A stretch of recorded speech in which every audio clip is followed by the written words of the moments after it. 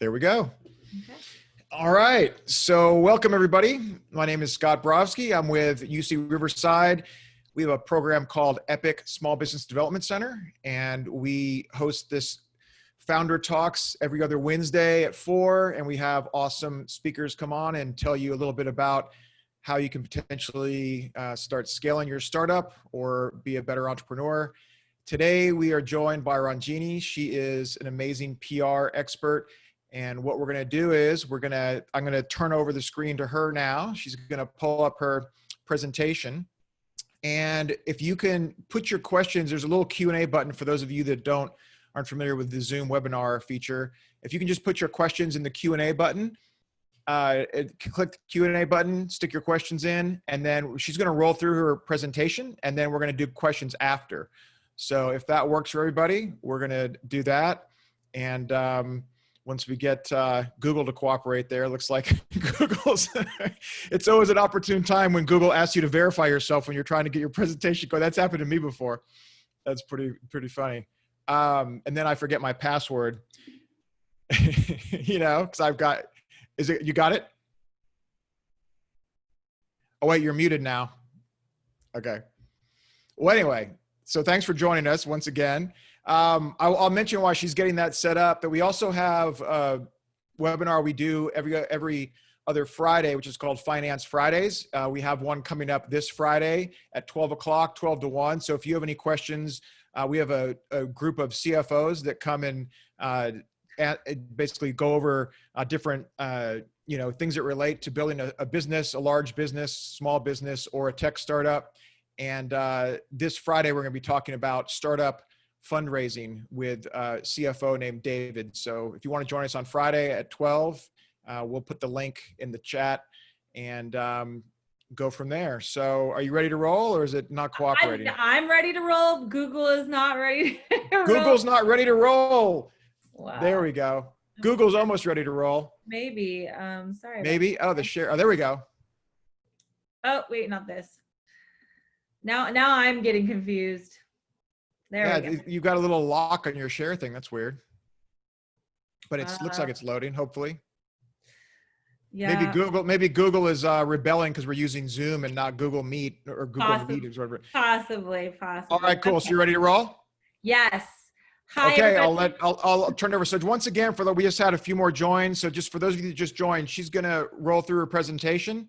And then there's a little Q&A button. So click the Q&A button, put in your question, and we'll take questions after she rolls through the presentation. So go ahead, Ronjini. Cool. So I should be going through this pretty quickly, but hello, everybody. I am Ronjini Joshua, the owner of the Silver Telegram. We are a startup PR agency that focuses on media relations and thought leadership. So that basically means we focus on getting startups in the media, get them brand awareness to support either product launches, sales, investor relations, things like that.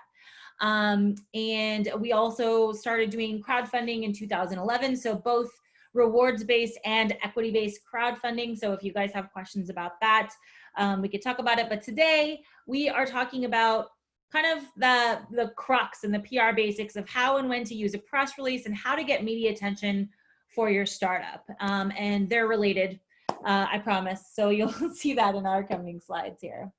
So first I wanted to kind of get a quick intro. Now I apologize, I realized this was animated way too late.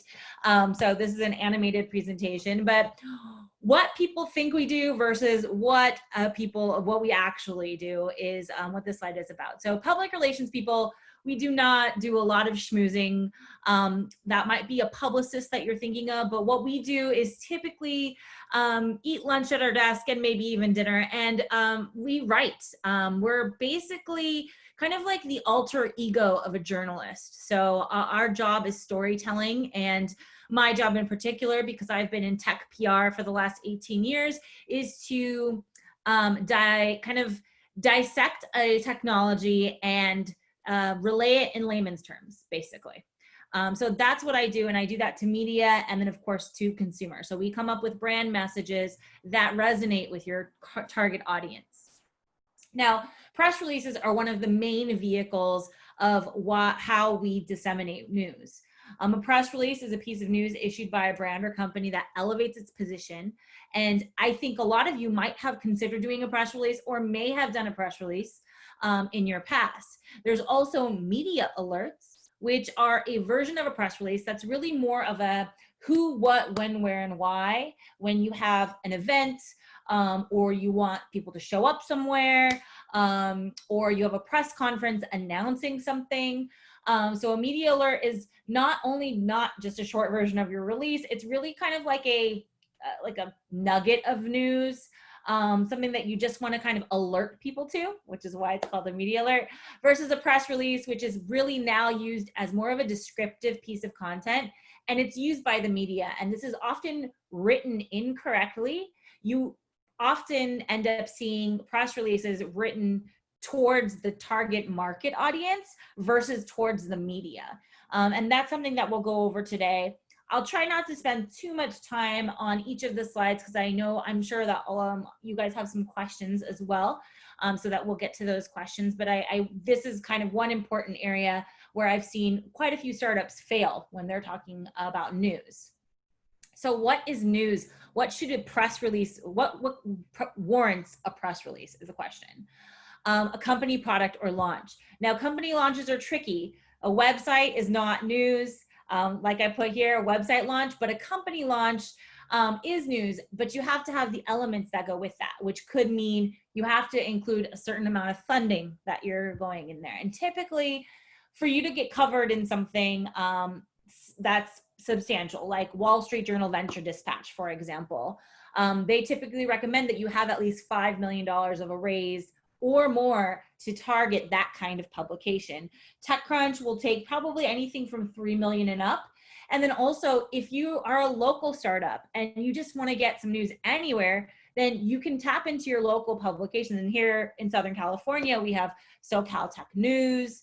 And then of course we have the Press Enterprise, we have the LA Times, we have Orange County Register, we have the LA Business Journal. So you have a handful of publications that will cover smaller amounts if you want to reveal that information, and that's up to you if you choose to, as a startup, reveal the funding announcement. Obviously, you're going to have to get a clear from your investors as well. A product launch is definitely a piece of news, but make sure it's not a product iteration. Make sure you're actually ready. We're working with a company right now. They make personal weather stations, and they are telling me now that we want to do a product launch for our main thing, but we want to do another announcement next month for a firmware update. Well, we're not going to announce a firmware update. That is just not news, but that is something you might want to send to your customers or send out through a push notification.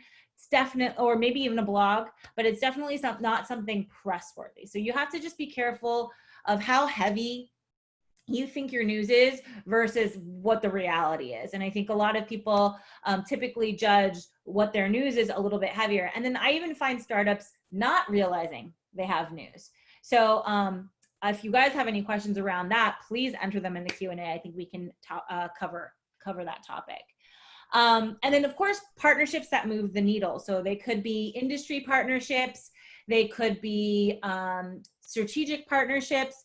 That's definitely news. Another thing that we've been making news lately that's not on this, because this is a little bit of an older deck, but milestones. If you don't have news, but you want to make noise, especially right now with the pandemic, you don't want to be quiet.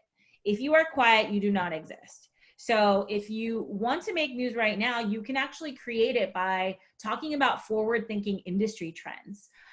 So whether it's you're leading innovation in a certain sector, or you've hit a certain milestone, you can probably maybe run that around your team to see if you guys feel like it's significant enough.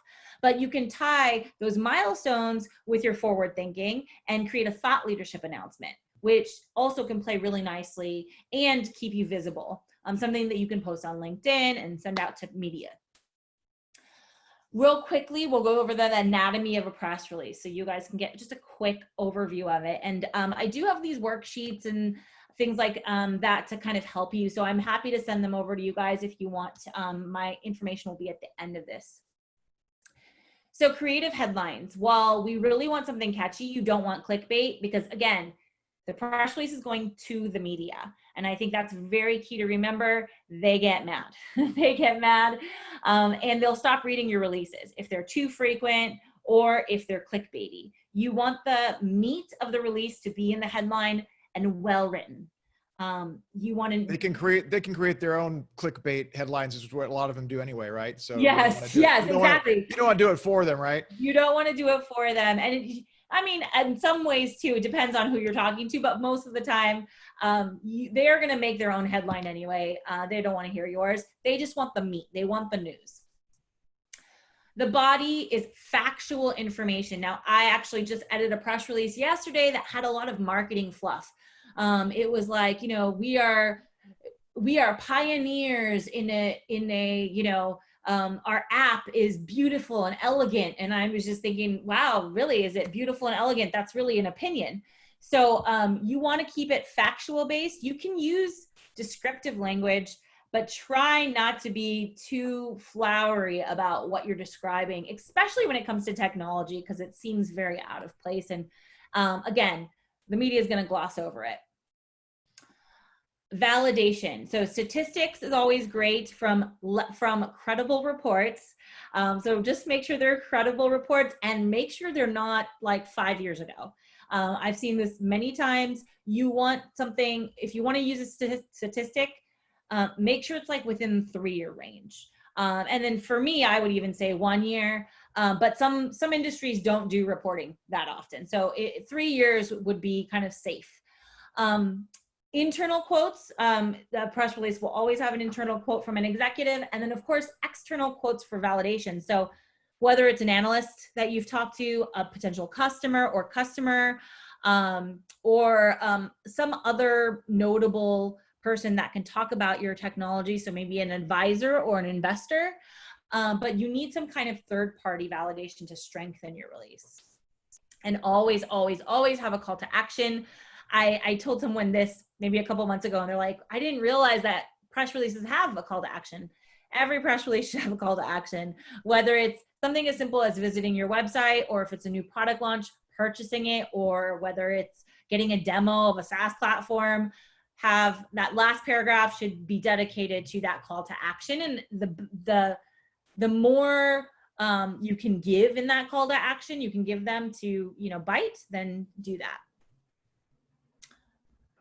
And last but not least, you have to include the contact information, but this is just kind of a +1 I gave you because they're not going to let you issue the release without a confirmation.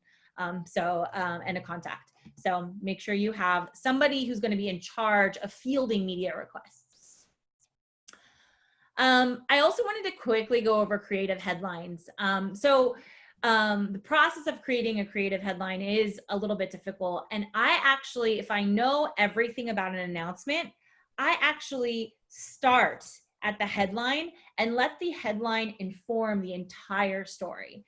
So be specific in the impact that you're making on the industry. This very first one right here. How are you moving the needle? And I think it's kind of, think about Twitter and how they used to have that 140 character requirement. Try to keep that in mind. Talk in sound bites, even throughout the press release. But the headline is really going to be that piece that you want to have short, sweet, concise. Lead your readers. Tell them what they want to know, why they want to know what's in the release. Like, make them read more. So first you get them in with why it's so impactful, and then make them want to continue. Create curiosity. Make sure, however you lead in, that you're just giving them a crumble versus a whole piece of the bread. You don't have to tell them everything. You just have to tell them the basics. Promise specifics.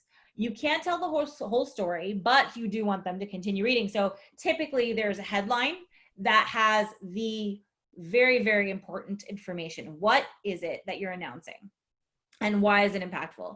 And then you typically have a deck, which is a subhead, deck, D-E-K, which is those little, nice little, what is it called? Italicized words on the second line.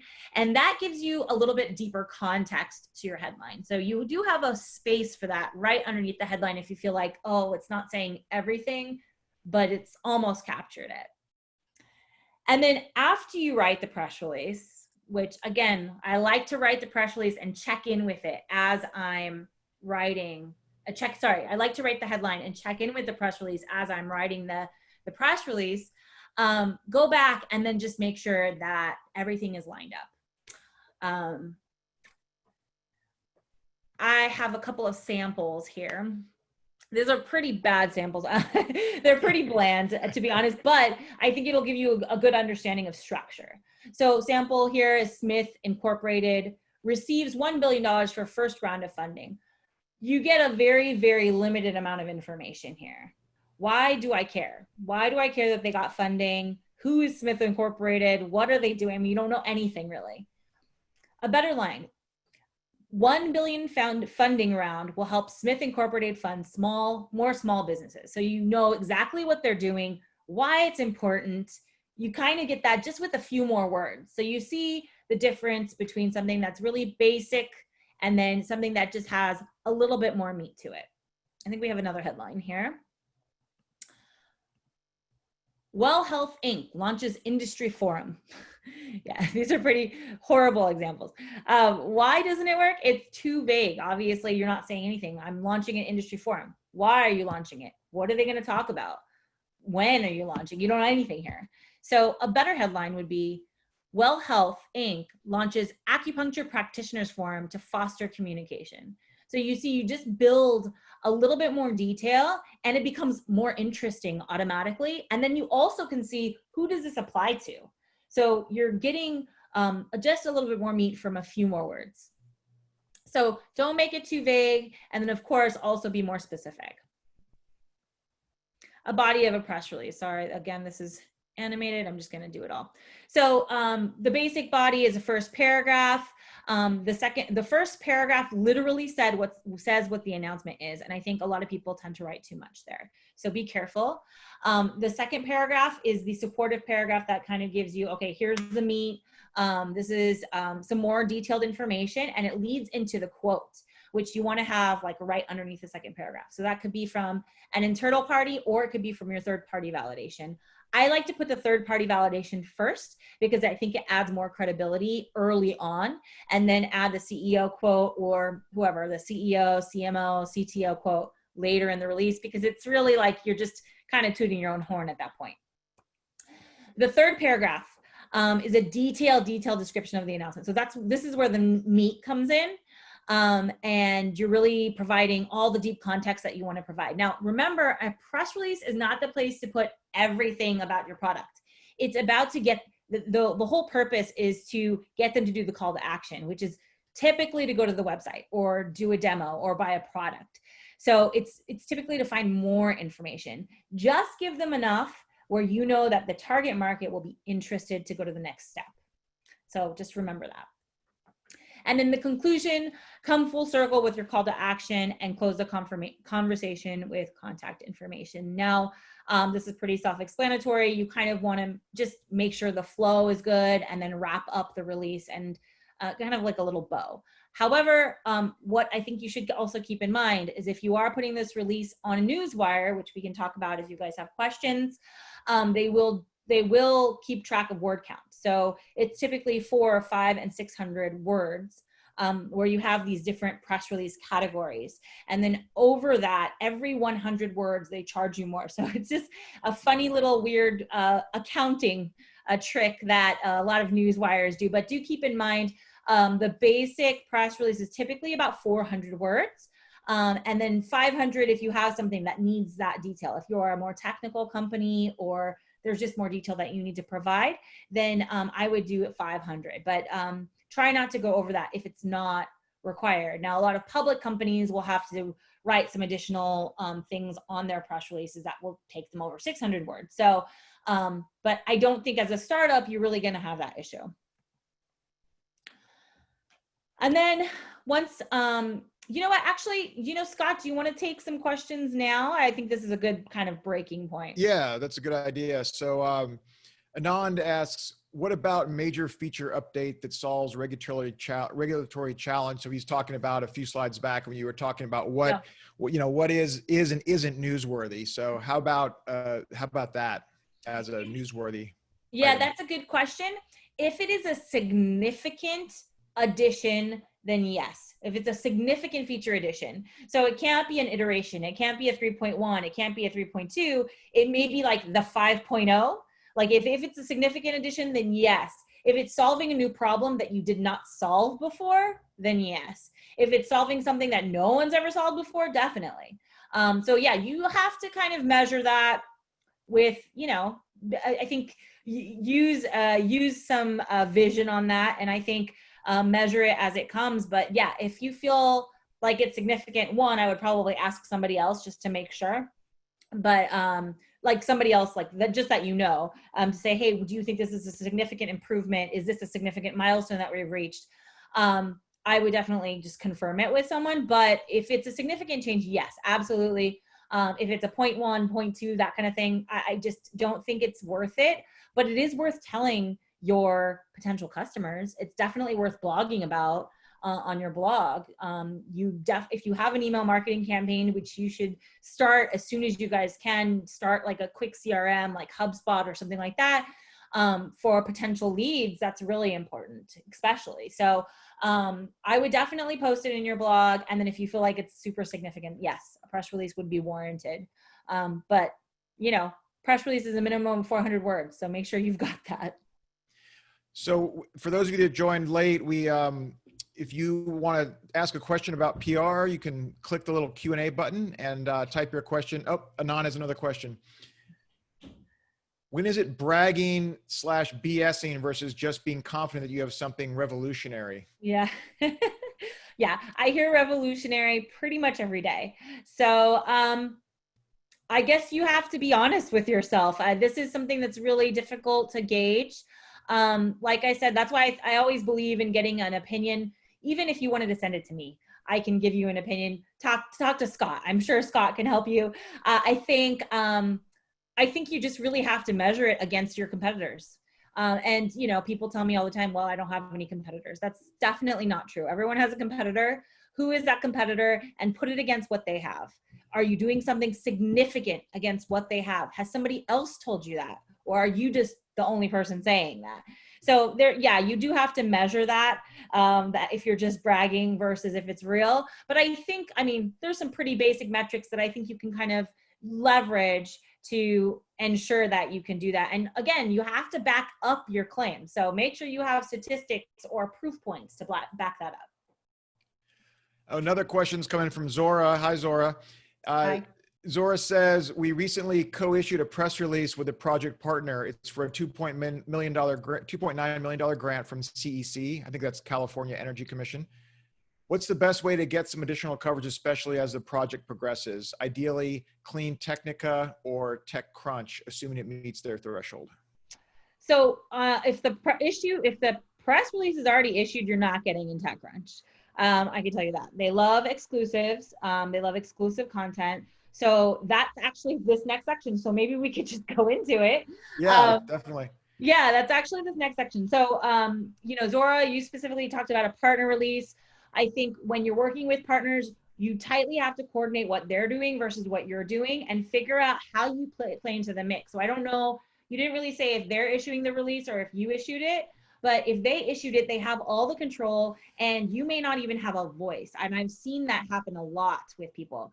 Make sure you are an active part of that like PR program and say, hey, I would like to be a part of interviews. I know it seems like it's like a given, but people will just, you know, count you out. Just say, hey, I'd like to do joint interviews if possible. And then if you feel like it's a big release, and this sounds like an interesting one, then I would definitely get some support yourself. And you can easily do that through agencies, small agencies. I would recommend for startups. Upwork has some great people. I can give you guys some references as well. And I will have an offer for you at the end of this as well. But I think it's just really important to kind of take that into your own hands. So if that release has already been issued, you're not going to get covered in TechCrunch. Clean Technica, maybe, but they're also hard to get a hold of. That's where pre-pitching goes in. So typically, what you want to do is pre-pitch a press release. Once you have a date and a final press release, you take a week or more, 1 to 2 weeks to pre-pitch that. And basically what that means is that you pitch media targets beforehand under what we call embargo. And that's one of those fancy PR words that nobody knows what it really actually means.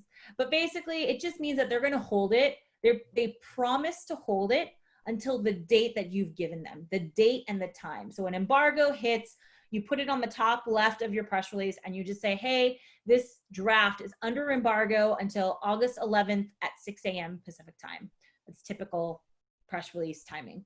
And you start pitching. And so the first thing you do is finalize your key messaging points. What exactly do you want to convey to them to get them to bite on your embargo? So this is basically just giving them a preview of your press announcement beforehand. And then they're basically kind of like saying it's an NDA, right? They're just not going to say anything until that date. Never share the press release unless they agree to the embargo. If they do not agree to the embargo, they can just put it out. Now, if you're okay with that, and sometimes people are, then that's great. They leak it out and you get coverage. But if you really want to control the message and you want everything to be like kind of organized, just make sure they agree. And usually they'll say, yes, I agree to the embargo. It's very easy and very standard. 2, establish your list of target media. So I usually do about 5 to 10 outlets and then about 10 to 15 media that I really, really want to cover my release. Now, if I want to give it to TechCrunch, if that's a really like amazing goal of mine, my goal publications are typically, they're typically Wall Street Journal, TechCrunch, Mashable, or VentureBeat. That's kind of the zone I'm living in most days. And then maybe like a CNET or Digital Trends. But if I wanted to give it to TechCrunch, I just say, hey, I want to give you an exclusive. Are you interested? And you have to give them obviously a little snippet. Hey, I want to give you an exclusive on this announcement that we're launching next week about so-and-so. And it's like kind of like a rough, vague overview. And would you like to see the press release under embargo? This person will say, yeah, sure, great. And then you give it to them. And then you have to agree to the exclusive, like the parameters of the exclusive. So the exclusive will be that TechCrunch gets the exclusive 24 hours in advance, or TechCrunch gets the exclusive at 5 a.m. versus 8 a.m. There's all these little tiny nuances, or just TechCrunch gets an exclusive and your press release goes out the next day and you're not pitching it an exclusive to anybody else or a preview to anybody else. So it could work a number of ways, but you will see that a lot of the tech publications are very competitive. So once you see it in one, the other ones may not pick it up. So that's another reason to do embargoed previews versus exclusives. If you don't offer them an exclusive, they know that it's a possibility that somebody else might cover it, but they might cover it anyway. So you might get more coverage just doing the embargoes versus an exclusive, which I know is kind of like a weird dynamic, but it all works out. And then my main rule of thumb is at least a full week before your announcement, if not 2. I talk a lot to Anthony Hott at TechCrunch. I actually did an interview with him on my podcast, the PR Playbook podcast. And he talks about how he needs at least 2 weeks of lead time because the more the better. However, he also said that if you do 4 weeks in advance, he might forget about it or may not be able to cover it or something comes up. And this guy's a very busy guy. He gets like 100 pitches a day. But when he writes something, it's awesome. So it's just a matter of really, everything's a matter of timing. Everything's a matter of positioning and a matter of like impact as well. And then also there could be times where number 4, be flexible. TechCrunch might say, hey, I'm really interested, but I can't write this week. What about next week? Or they might not even say, what about next week? What you could say to them is, hey, I would be happy to hold it for you. What about next week? So there is ways to negotiate an exclusive too. And you know what? If you want to get the eyeballs, it might be worth waiting a week. Don't be so stiff with your dates. Unless you have an investor kind of breathing down your neck or some other situation that is making you release it. Being flexible to get the results you want is very, very important. And then of course, follow-up is my just thing that I tell everybody all the time. Follow up, follow up, follow up. That's what PR people get paid for. Out of all these 5 things that I've listed here, you guys can do all of this stuff yourself. But what PR people get paid for is following up and making sure the stuff happens. So just make sure that you follow up with the people. And if you only have 5 media targets, then, that's 5 people. I think, following up with them a few times, it shouldn't take too much of your time, and it'll definitely be worth it. So a couple of related questions. Mm-hmm. Caesar asks, I have the opposite question. This was from a few slides ago. What level does a company have to be irrespective of receiving funding that would merit a press release? I guess his question is, what's too small for a press release in terms of company size or startup size? Size doesn't matter, Right. despite what people think. It's about what are you telling people? What is the news?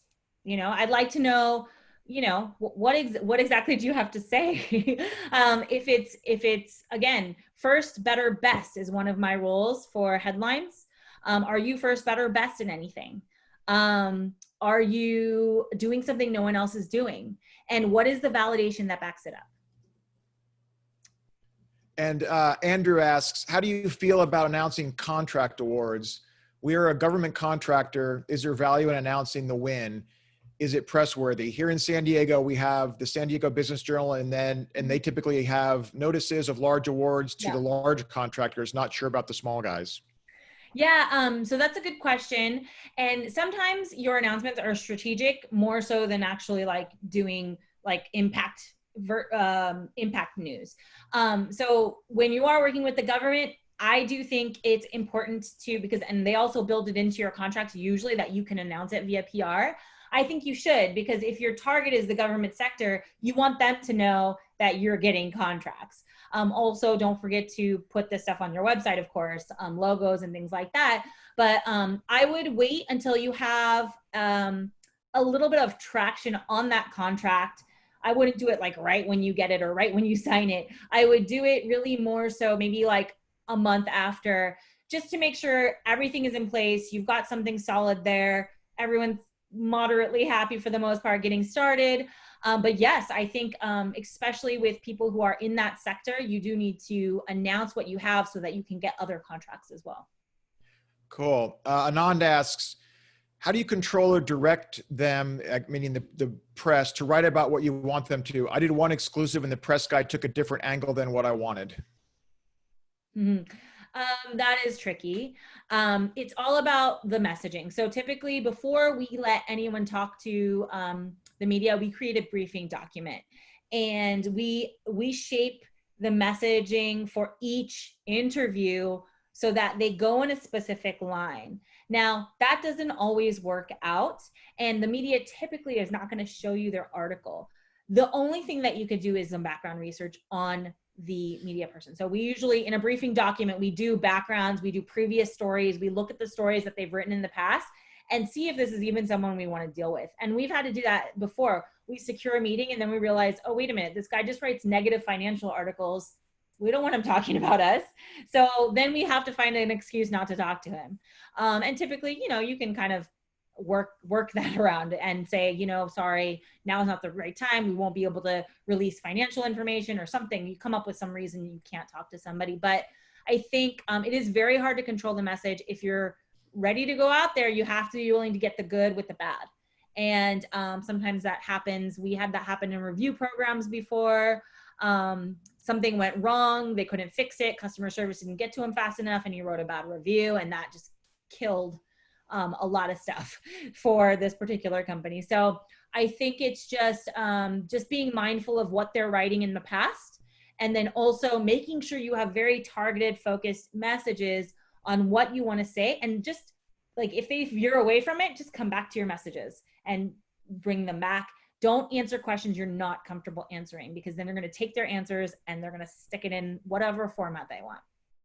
So one other question, and actually we just were having a debate on one of our startup Slack channels yesterday and today about this, but we get hit a lot with, so in our region, especially, Riverside, Inland Empire, and then some of the smaller cities on the coast, a lot of the startups there and small businesses, they're raising smaller amounts of angel funding or smaller seed rounds. So for us, for our region, a big win for our startups is like $1 million seed round or angel round.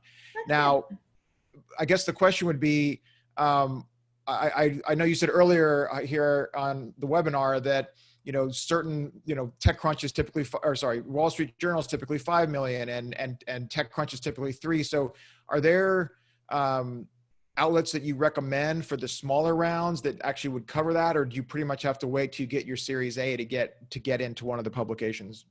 Well, before you do anything, there has to be a reason that you want to announce it. So why are you announcing it? I want to know what the goal is and what the call to action is. You don't always need to announce a funding round right away. Now, if it's to support your investors or make them happy, I think a story in a newspaper would make them just as happy as announcing a funding round. I think I would want to know, why are you announcing it? Okay. And that would be my first question to anybody who is asking that. Now, yes, for smaller rounds, just to answer your question, I would go to local publications. Okay. Because typically local publications, like maybe like Press Enterprise or maybe the Business Journal, they would probably cover something a little bit smaller if it's a local company and talks about how they're impacting the local economy or if they're hiring. So there's like a kind of a different angle and story there. Okay. There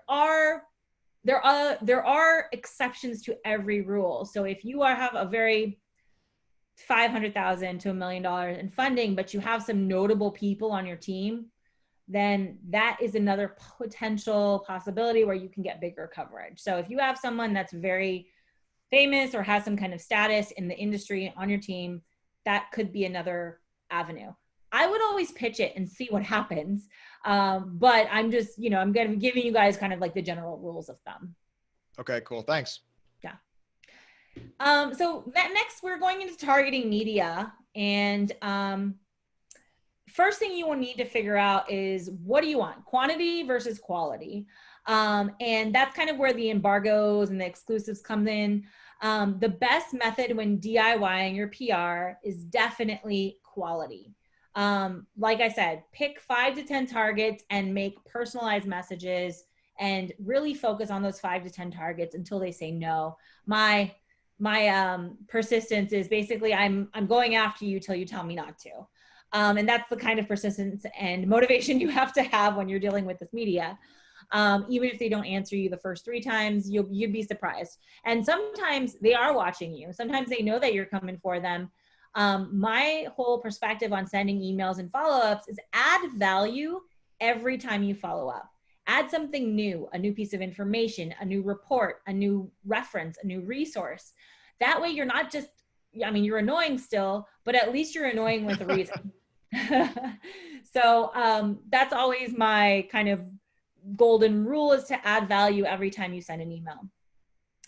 What do you want the outcome of the placements to be? That's another thing that you want to evaluate when you're creating your media list. So is it sales? Is it for new product launches? Is it sales? For some people, it's investors, new investors, or helping close a round, which we've done many times. Sometimes it's just brand awareness and making kind of, patting some of your investors in the back, making them look good as well. Make a list of your top 25 to 50 media. I must have been very, very motivated when I was making this deck. 25 to 50 is quite a lot. I would say 25. And this is people who have covered your space, who reach your audience.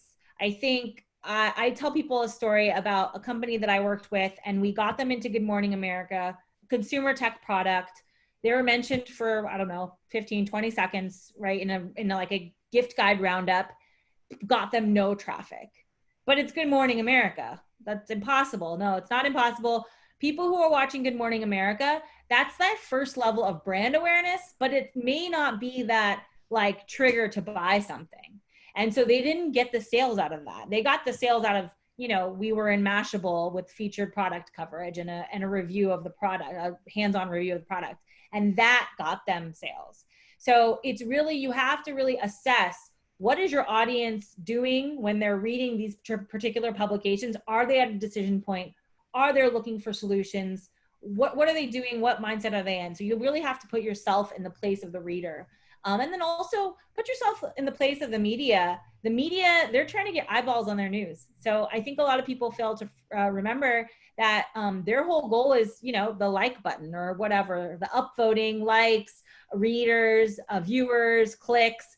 That's what the media is going for. So help them do that. And the more you help them, the more friendly they'll be to you. What will move the needle for you? So you guys have to kind of figure out those metrics, and more than happy to help you figure that out. Is it industry, trade, enterprise, consumer, investors? Again, this is kind of back to that the stick and find story, which is the location sticker that we were working on. It was a great consumer hit, but that's long-term awareness and not immediate sales. Research the reporter background and areas of interest. So a lot of people find a media person and they say, oh, this guy just covered this topic. I'm just going to pitch them. Make sure you read 2 or 3 of their articles first, because it could just be that they were assigned that story and they just wrote about it versus that's what they write about on a regular basis. So it's going to be a little bit harder for you because you guys don't have the resources that we have. But I will tell you, the easy way to find media contact information is to go to the masthead. And if, for those who are not familiar, online, it's just the about section. And typically they have a section on the editorial contacts. And you'll be able to see one, which would usually be the EIC, the editor-in-chief, or some of the writers in the about section of these websites. So that would be the place that I would start looking for people, read what they've written in the past. And then my offer to you guys also is, if you guys want to email me, we are happy to put together a quick list of 10 target media for your industry with contact information and send it over to you guys if you're interested. So feel free to email me, and I'm sure that we have the information later on this. But if you do want like a targeted media list, we're offering to put that together for you.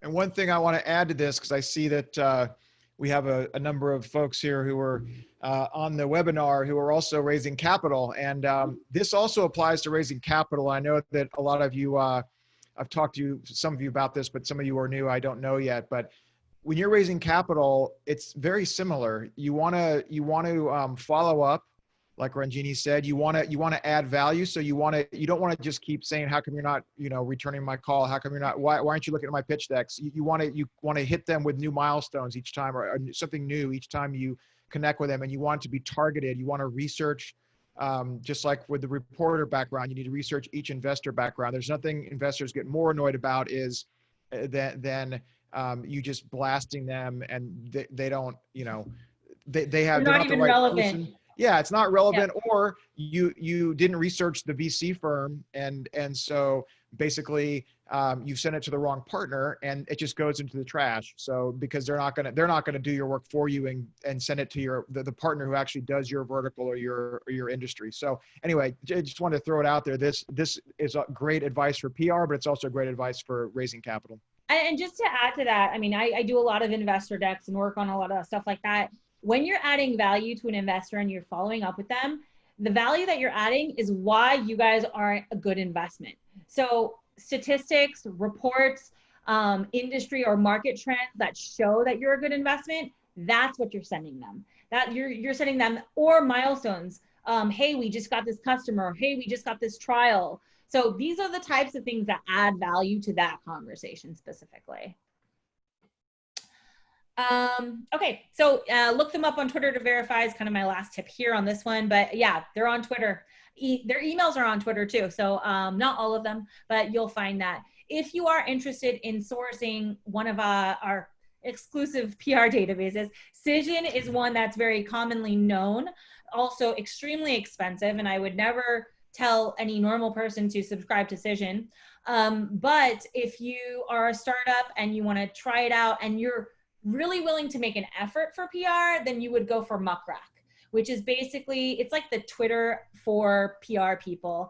Really easy to use, really easy user interface, monthly subscription that you can sign up for, and you can get, you can basically find reporters by keywords or by what kind of bylines they write, and then you can get their email information. So muckrack.com is that source for you. And again, it's a monthly subscription that we actually have Muckrack and Cision. So we have a lot of information that we use.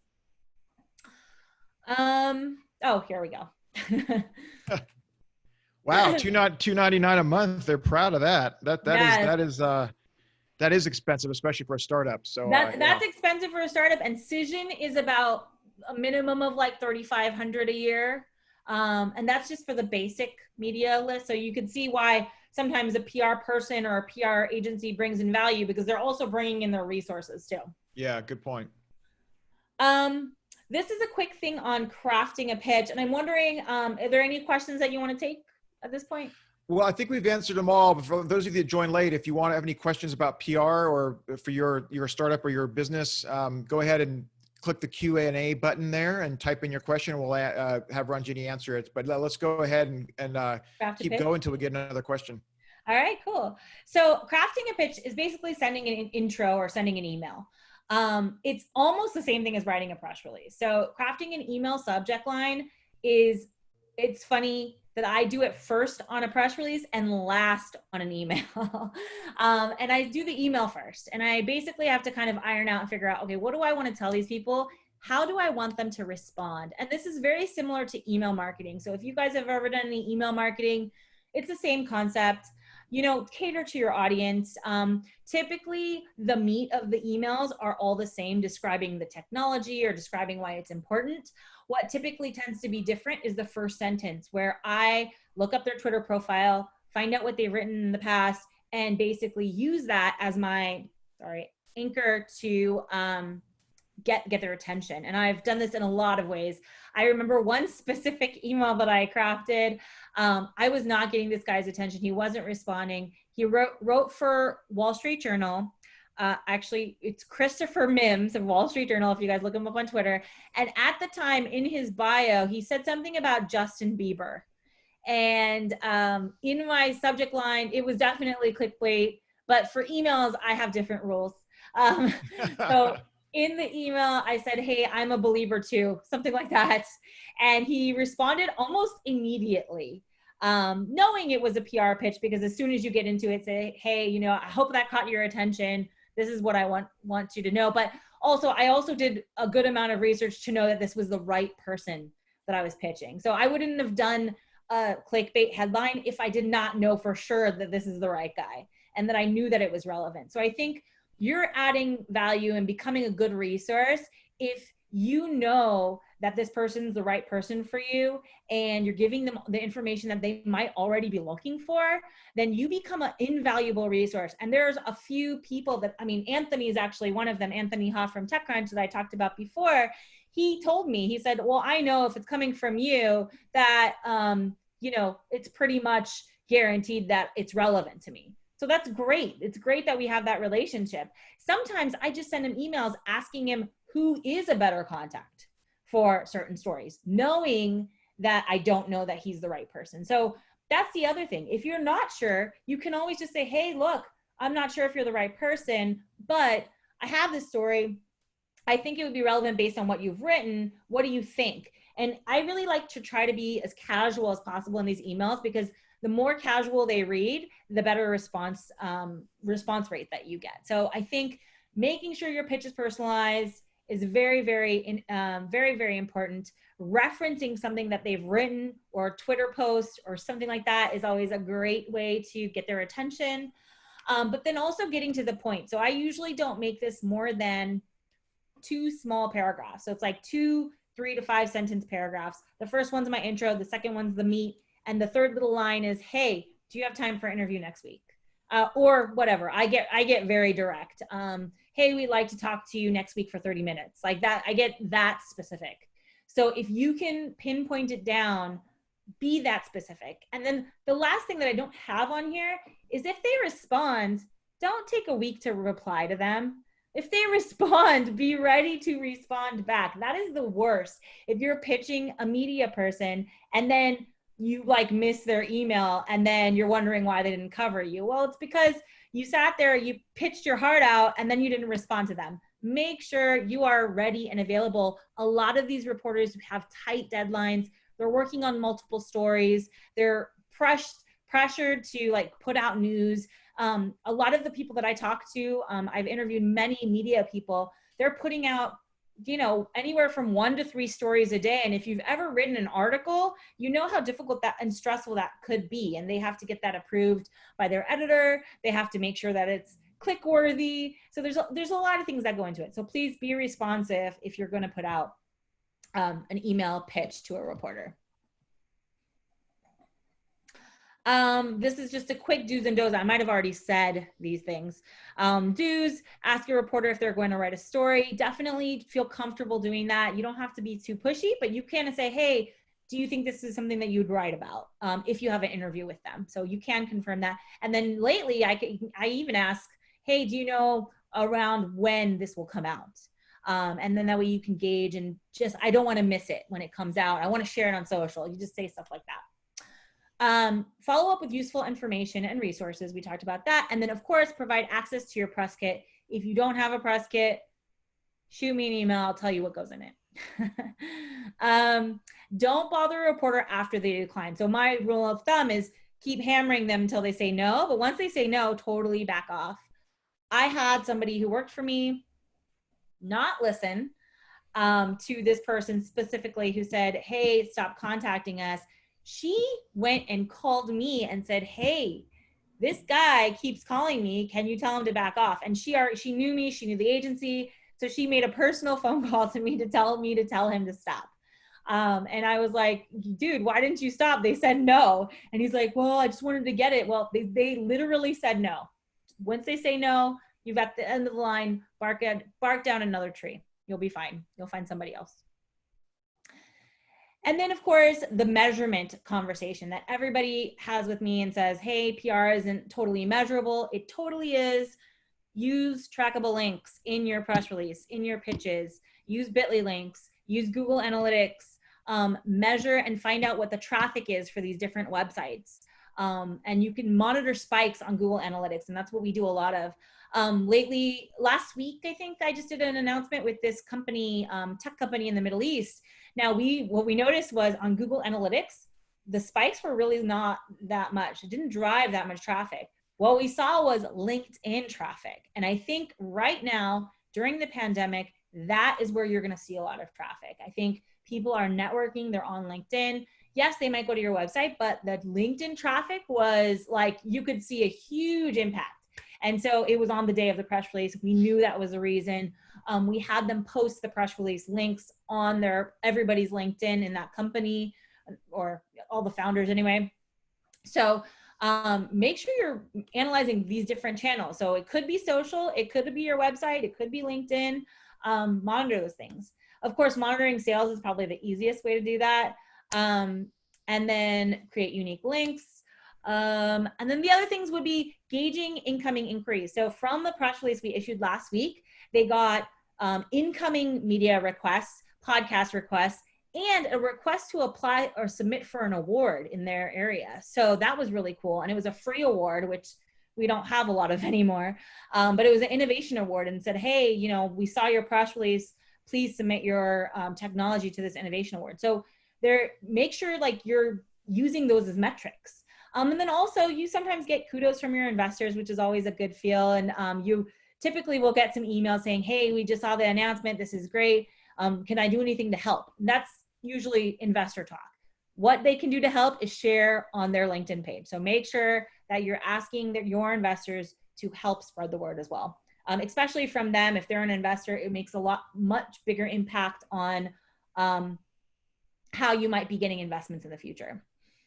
And then get readership statistics. We use SimilarWeb, which is a website that monitors traffic. So we basically use unique monthly visitors as the metric. And so we say, okay, this website has 20,000 unique monthly visitors. They're really targeted in our niche. This was a really good outcome. You can't always do every single thing down to the exact number, but you can get a very, very good idea of if your press release was successful or not successful. Okay, this is it. All right. Well, that was great. Thanks for taking us through that. And I know that PR and, a lot of our startups and small businesses struggle with, growing their sales, go-to-market launches, et cetera, and obviously PR is a massive part of that equation in terms of your go-to-market plan and your launch plan. Sure. So if there are any other questions, we've got a couple minutes left. If not, we can just wrap up. But Andrew says that was great. Thank you. Well, thank you, Andrew, for joining us. We appreciate it.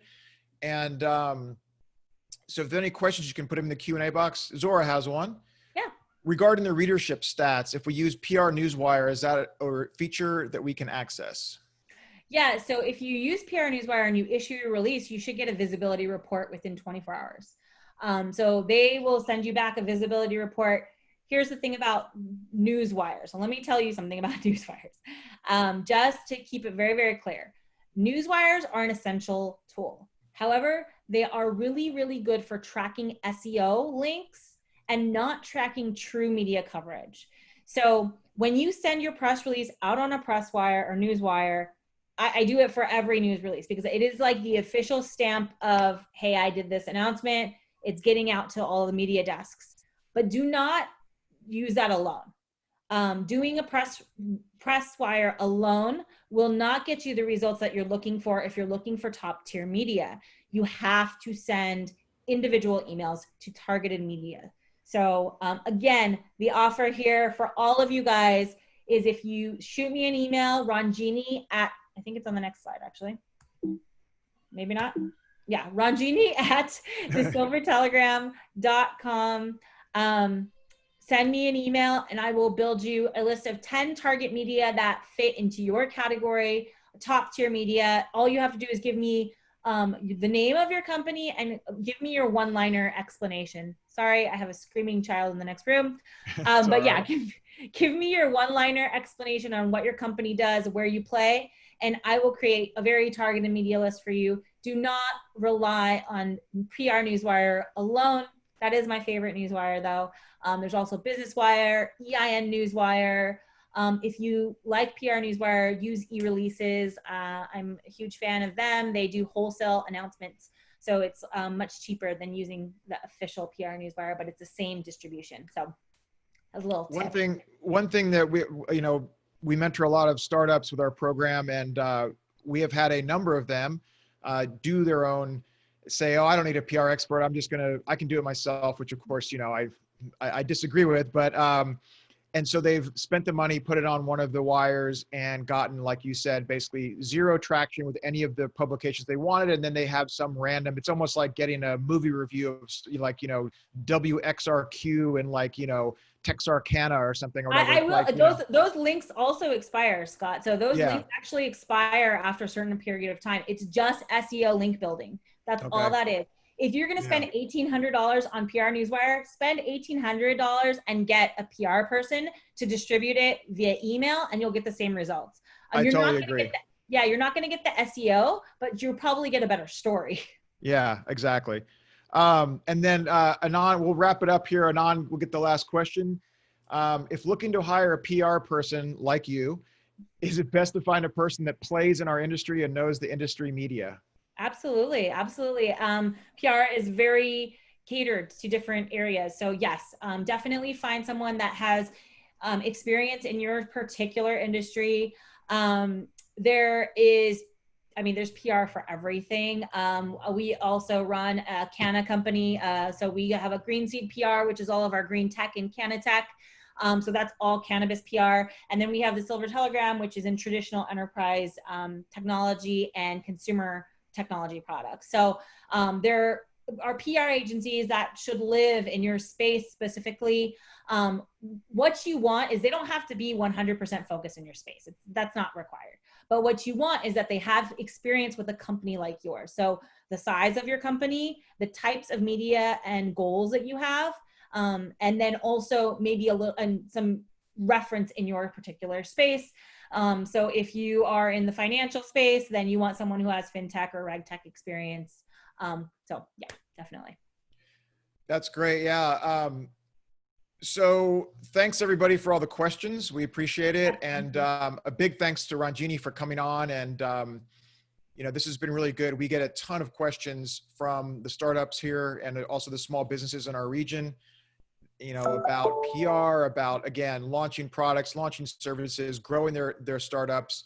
And also, especially now with the challenge we're in with the COVID crisis, there's never been a better time to really get buttoned up on your go-to-market strategy, really understand PR, how it works, what it can get and do for your company. And also, as we mentioned, it can be a great way to help you find investors if you're raising capital. And then, of course, a great way, obviously, to find customers, which is what all of our businesses need in order to grow and bring in revenue. So this is our contact info for our program. It's Epic SBDC. It's a program at UC Riverside. That's the contact info there.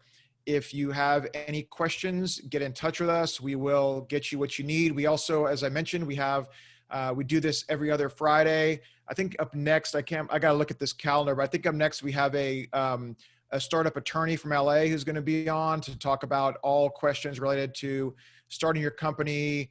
Why do we always tell you to do a Delaware C Corp? Why don't you do an LLC, et cetera, et cetera.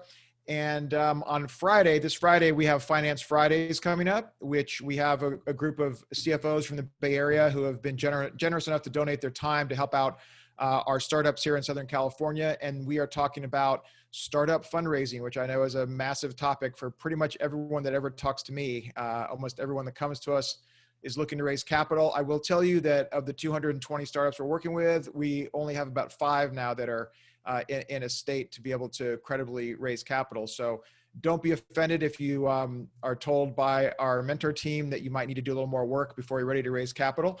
But that's it. So thanks so much for joining us. Thanks, Ronjini. And we will see you all next time. So take care, everybody. Bye. Thank you.